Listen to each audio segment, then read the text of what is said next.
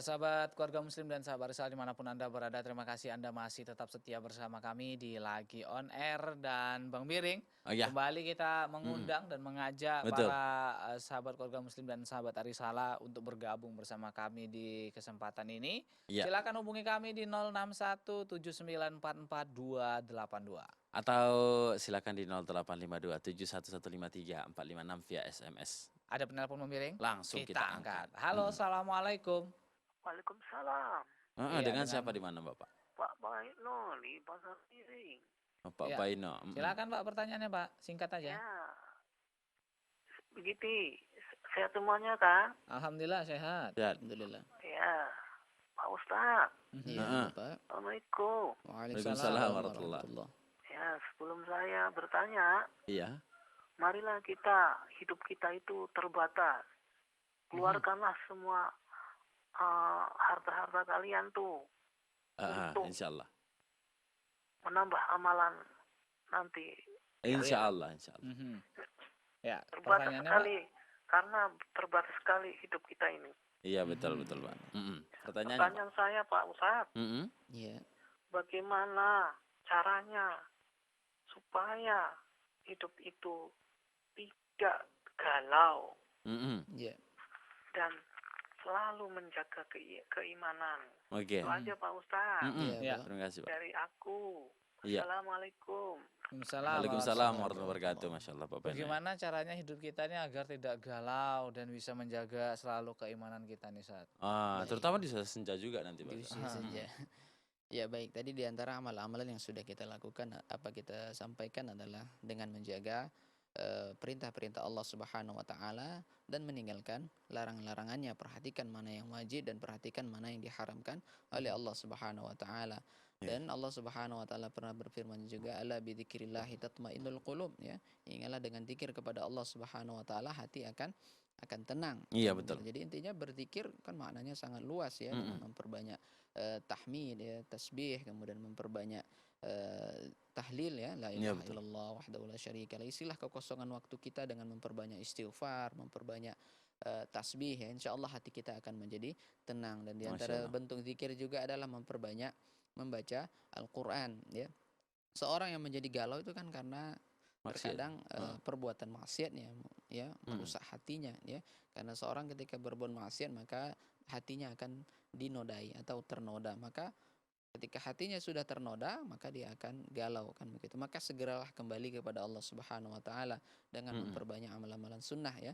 Yang sehari-hari saja cukup banyak amal-amalan sunnah yang kalau kita lakukan insyaallah tidak ada kekosongan dalam waktu kita ya. Pada pagi hari kita disunahkan membaca zikir pagi ya, pada petang hari kita disunahkan membaca zikir petang kan begitu. Dan kemudian juga ya sunnah-sunnah sholat apa namanya yang merupakan sunnah.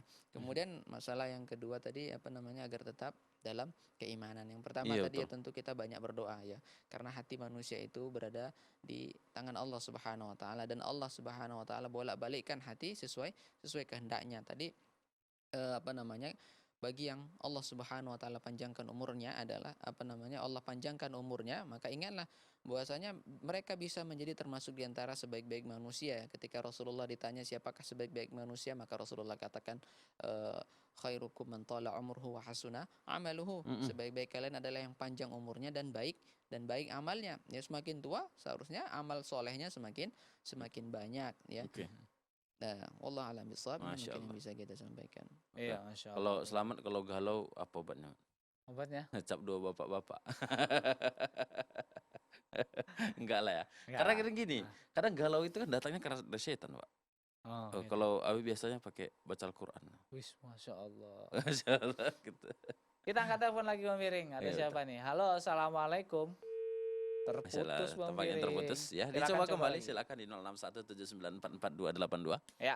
Dan belum ada pertanyaan masuk? Belum ada Ya seperti. udah kita lanjut kembali nih sambil kita menunggu penelpon nih Pak Ustadz. Pak Ustadz, Heeh. ngomong-ngomong masa di waktu senja, usia di waktu senja. Iya. Itu biasanya kan identik dengan yang namanya kepikunan nih Pak Ustadz. Oh, betul. Pikun. Bagaimana dengan seorang katakanlah kakek-kakek atau nenek-nenek yang sudah pikun nih Ustadz? Apakah ada beberapa syariat yang dimaklumi atau mungkin ada beberapa syariat yang tidak dibebankan Tidak kembali kepada dia. diwajibkan lagi begitu. Iya betul. Baik, perlu ya pertama kita lihat ya definisi fikih itu bagaimana, ya apakah dikatakan dia sudah total tidak berakal kan begitu. Karena ada hukum-hukum fikih, hukum-hukum dalam syariat ya itu akan lepas ya dari seorang hamba atau baik dari seorang muslim yang sudah hilang akal. Kita bisa lihat banyak syariat itu syarat wajibnya adalah berakal seperti sholat ya.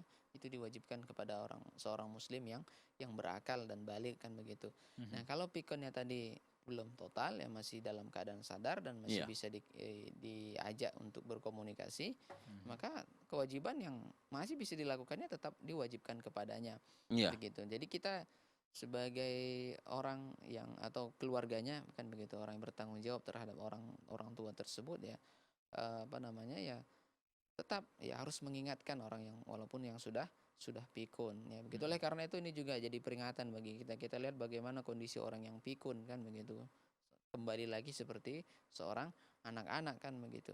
Oleh karena itu mintalah kepada Allah Subhanahu wa taala agar kita ketika dituakan jangan sampai dibuat atau dijadikan orang yang pikun. Kita bisa lihat para ulama bagaimana Allah menjaga mereka ya, menjaga mereka sampai wafat ya. Mereka Allah Subhanahu wa taala jauhkan dari kepikunan begitu. Karena Allah Subhanahu wa taala muliakan. Jadi salah satu mungkin para ulama menyimpulkan orang yang menjaga amal-amal solehnya ya, menjaga usia mudanya, maka Allah Subhanahu wa taala akan jaga dia nanti di usia senja. Masya Banyak Allah. sekali kita lihat para ulama yang sudah sangat tua renta tapi masih bisa aktif gitu, masih produktif. Betul. Banyak yang bisa masih mengisi kajian dan seterusnya. Ya, kita Terima tahan kasih dulu banyak, Pak Ustaz. Ustadz. Nampaknya ada penelpon yang masuk. Heeh. Kita angkat dulu. Halo, Assalamualaikum. assalamualaikum. Waalaikumsalam Ustaz. Dengan siapa di mana? Mama Rani Ustaz di Tebing Tinggi. Mama Rani, silakan Mama Rani. Ya, pertanyaan singkat aja.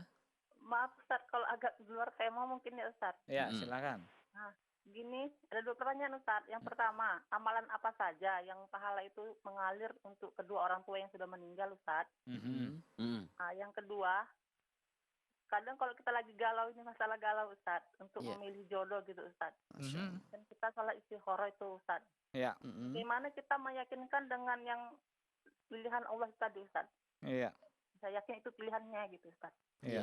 Itu aja pertanyaannya Ustaz. Syukran. Assalamualaikum. Assalamualaikum warahmatullahi Waalaikumsalam wabarakatuh. warahmatullahi wabarakatuh. Ya, pertanyaan pertama terkait amalan apa nih yang bisa dirasakan oleh kedua orang tua kita ketika sudah meninggal nih Pak Ustadz? Iya, Nah, ini termasuk juga tadi di antara amal-amal yang mesti ya diperhatikan oleh orang yang sudah berada di usia senja ya. Ya pertama memang dia berpesan kepada keturunannya, kepada anak-anaknya agar anak-anak tersebut bertakwa kepada Allah, agar anak-anak tersebut menjadi anak yang soleh ya. Karena sungguhnya anak itu adalah investasi dia untuk di akhirat ya. Sebagaimana Rasulullah katakan idza mata ibnu Adam inqata'a amaluhu illa min salas. Apabila anak Adam itu wafat atau meninggal, maka terputuslah amal-amalnya kecuali 3 ya. Jadi kita berkaca dari hadis ini ya, shadaqatun jariyah ya, sedekah jariyah. Apa itu yang dimaksud sedekah jariyah? Sedekah atau kalau dalam bahasa Indonesia kita sebut wakaf kan begitu.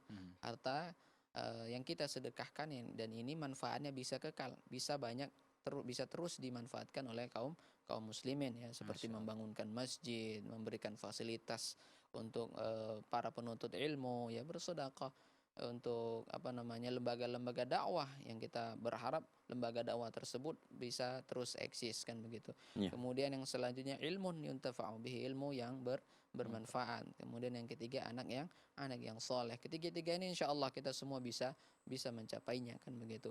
Kalaupun ilmu tidak banyak ya berusahalah semaksimal mungkin untuk mengajarkan apa yang pernah kita pelajari ya. Karena ini adalah sistem MLM yang paling mudah ya kan, maksudnya pahala yang dilakukan orang lain ya itu tidak dikurangi ya, dibagi ke kita. Kalau sistem MLM dunia kan yang paling besar mendapat keuntungan adalah yang berada di atas, top leadernya kan begitu. ya betul. Tapi kalau ini sama apa yang dilakukan oleh orang walaupun itu sudah berada di ujung begitu kan, dia adalah orang yang ke-10 misalnya dari apa yang pernah kita ajarkan ya, itu tidak dikurangi pahalanya ya. Tapi Allah Subhanahu wa taala berikan juga pahala tersebut sama kepada orang yang mengajarkannya. Inilah rahmat Allah Subhanahu wa taala. Baik, jadi ini 3 inilah paling tidak kita harus ingat ya. kita pikirkan begitu. Apa sih investasi kalau kita nanti sudah wafat? Ya. Baik. Oke, Kemudian Masya yang Allah. kedua tadi apa? Mengenai istikharah, Istikharah Ustaz. ya dalam Kira-kira memilih jodoh. mana ini yang jodoh dipilih Allah yang meyakinkan kita gitu Iya. misalnya. Pertama ya ketika kita sudah sholat ya, karena kita istikharah kan apa namanya ingin memantapkan sebenarnya ini ya kan. Dan kita ingin memantapkan hati kita ya bahwa apa yang kita pilih ini ya sudah apa namanya insya Allah jalan yang terbaik, karena ini adalah untuk masa depan kan begitu. Jangan sampai apa yang sudah kita putuskan ini malah nanti merusak masa depan. Ya salah satu tandanya adalah dengan apa namanya kita merasa tenang, hilang kegalauan tersebut ya. Kemudian apa namanya tidak lagi kita apa galau begitu. Insya Allah ketika kita sudah mantap memilih seseorang tersebut, maka Allah Subhanahu wa taala ya apa namanya memberikan ketenangan kepada kita, tidak ada lagi keraguan dan kegalauan ya. Ini wallahu a'lam bishawab. Iya, jadi Oke, gitu Masya Bang Allah. Piring. Setelah saya pantau-pantau mungkin nanti Hah? ada penelpon lagi. Oh iya. Kita angkat dulu. Halo, Assalamualaikum. Waalaikumsalam. Dengan siapa di mana? Halo, Ya, halo. Bapak tadi. ibu tadi cari jodoh ya? Ya, halo. Ini Pertanyaannya Pak langsung. Halo? Iya, nampaknya terputus ya. Mohon maaf, silakan dicoba kembali di Iya. 0617944282 ya. Nah, Pak Ustadz berkaitan dengan usia senja nih. Mhm. Apakah benar anggapan orang bahwa apa yang terjadi di usia senja, usia tua, Mhm. itu gambaran ataupun asar dari usia muda, Ustaz? Mhm. Iya. Namun sebelum Ustaz jauh ada penelpon, kita angkat kembali, Pak Ustaz. Iya. Ha-ha. Halo, Assalamualaikum. Waalaikumsalam warahmatullahi wabarakatuh, Ustaz. Dengan siapa di mana? Aisyah di Serdang Bedagi, Ustaz. Oke, Ya, silakan Aisyah. pertanyaan singkat saja. Nah, Ustaz. Assalamualaikum warahmatullahi wabarakatuh, Ustaz. Waalaikumsalam Waalaikumsalam warahmatullahi wabarakatuh. Bertanya tentang ini, Ustaz. Ya. Amalan di hari tua ya, Ustaz ya. Mm-mm. Saat ini kan kita menghadapi itu, Ustaz ya. Mhm. Orang tua yang usianya sudah uzur ya, Ustaz ya. Selama dia masih setengah anunya, Ustaz ya, di 50 ke atas dia kan sudah mulai hijrah bertobat ya, Ustaz. Namun dia kan bertobatnya tidak sesuai sunnah gitu, Ustaz. Iya. Kami alhamdulillah sholat puasa itu dia kerjakan gitu, Ustaz. Nah, pertanyaan saya begini, Ustaz. Apakah itu dapat mempersulit saat dia itu, Ustaz, mengalami sakaratul maut gitu, Ustaz? Iya. Karena saat ini kita menghadapi seperti itu, Ustaz. Oke. Kita melihat amalan ibadah dia baik gitu, Ustaz. Namun kenapa di saat ini dia sangat kesulitan gitu, Ustaz? Nah, itu Oke. apakah bagaimana gitu, Ustaz ya? Mhm. Bisa dijelaskan kan, Ustaz? Iya. Sudah paham pertanyaannya anak kan, Ustaz? Iya. Iya, baik. Syukron, Ustaz. Assalamualaikum warahmatullahi wabarakatuh. Waalaikumsalam Warahmatullahi warahmatullahi wabarakatuh. Terima kasih banyak. Ya mungkin nggak perlu diulang, Ustaz ya. Langsung Iya. aja dijawab, Ustaz. Iya. Baik, mungkin nggak usah diulang ya. Baik, yang pertama ya, kita patut bersyukur kepada Allah Subhanahu wa taala ya. Kalau kita sudah ditunjuki oleh Allah Subhanahu wa taala, apalagi tadi seperti yang ditanyakan oleh penanya ya, orang yang sudah berada di usia senja tapi ternyata alhamdulillah Allah Subhanahu wa taala berikan dia hidayah. Tadi mungkin yang perlu kita perjelas, taubat sesuai sunnah tidak sesuai sunnah itu apa maksudnya ya. Yang sesuai dengan syariat adalah taubat itu harus memenuhi persyaratannya ya. Kalau dosanya berkaitan dengan Allah Subhanahu wa taala, syaratnya ada 3 ya. Pertama, dia harus benar-benar meninggalkan dosa yang telah dilakukannya pada masa-masa yang lalu. Kemudian yang kedua ada penyesalan, an-nadamah, ada penyesalan terhadap dosa-dosa yang telah dilakukannya. Kemudian ada al-azimah, tekad ya, tekad yang kuat untuk tidak kembali ke dalam perbuatan maksiat tersebut. Iya, Kalau berkaitan dengan anak Adam atau sesama manusia, satu lagi tambah syaratnya, dia harus meminta maaf apabila ada hak yang diambil atau ada sesuatu yang dizaliminya ya. Kemudian tadi masalah tidak tenang ya di akhir kan begitu. Pas sakaratul mautnya susah. Ketika sakaratul mautnya susah. Wallahu a'lam bishawab, ini perkara hati ya. Karena kita menilai seseorang tentunya dari zohirnya kan begitu. Jangan sampai kita menghukumi si fulan ini nggak beres hidupnya kan gitu. Padahal secara zohirnya kita bisa lihat dia rajin sholat, alhamdulillah. Kemudian dia banyak melakukan kewajiban lain seperti puasa, membayar zakat. Ya kita nilai secara zahir. Adapun masalah dia susah ketika sakratul maut, wallahu a'lam bishawab. Ini adalah antara dia dan Allah Subhanahu wa Wa ta'ala. taala. Dan ini juga kita ya sebagai seorang muslim dalam menghadapi sakaratul maut nanti, di sinilah terbuka semuanya. Benar nggak kita dulu ketika beramal soleh ikhlas karena Ya. Allah Subhanahu wa taala ya, atau jangan-jangan kita termasuk di antara sabda Rasulullah yang mengatakan nanti apa namanya, tahukah kalian siapa orang yang paling yang bangkrut kan Mm-mm. gitu. Yang bangkrut itu bukan orang yang tidak sama sekali beramal soleh ya. Yang Betul. bangkrut itu adalah mereka yang datang nanti pada hari kiamat dengan amal puasanya, amal Mm-mm. sholatnya, amal zakatnya dan lain sebagainya ya. Tapi ternyata di dunia banyak melakukan apa namanya perbuatan yang merugikan kaum muslimin ya, Mm-mm. mencaci, kemudian membunuh Iya, atau Ustaz. menzolimi dan lain sebagainya. Maka Mm-mm. orang yang berbuat zalim tersebut, pahala yang dizolimi apa namanya, dosa yang dizolimi bisa saja ditimpakan kepada orang yang menzolimi tersebut. Iya. Ya, Insyaallah. Syukran Pak Ustaz, Masya Allah. Iya, Masya Allah. Alhamdulillah. Bang Biring, pertanyaan antum harus kita tahan dulu. Tahan Iya. dulu ya. Iya, karena kita harus rehat dulu nih. Iya.